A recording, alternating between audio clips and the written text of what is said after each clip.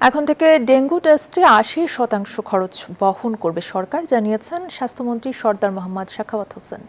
সেই সাথে চিকিৎসকের ফি না নেয়ার নির্দেশ দিয়েছেন মন্ত্রী। সচিবালয় সংবাদ সম্মেলনে এসব কথা বলেন তিনি। স্বাস্থ্যমন্ত্রী বলেন, ডেঙ্গু প্রতিরোধে বাসাবাড়িতে মোবাইল কোর্টের মাধ্যমে পরিচ্ছন্নতা অভিযান চালাবে সিটি কর্পোরেশন। ডেঙ্গু প্রতিরোধে হাসপাতালগুলোতে ফ্লুইড সহ চিকিৎসার সব প্রস্তুতি নেওয়ার নির্দেশ দেন Bashundhara public school and college. 2026 শিক্ষাবর্ষে ভর্তি চলছে। স্বাস্থ্যমন্ত্রী এছাড়া আগামী ৩ মাস ডেঙ্গু সচেতনতা কর্মসূচি চলবে বলে জানান স্বাস্থ্য প্রতিমন্ত্রী।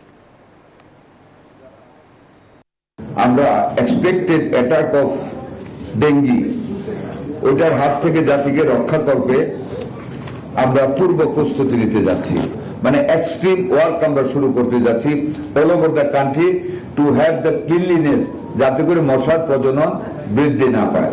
প্রাইভেট মেডিকেল কলেজ আপনাদেরকে ধন্যবাদ জানাই, ওনারা আমাদের 10% বেড ফ্রি রাখবেন আমাদের ডেঙ্গু পেশেন্টের জন্য।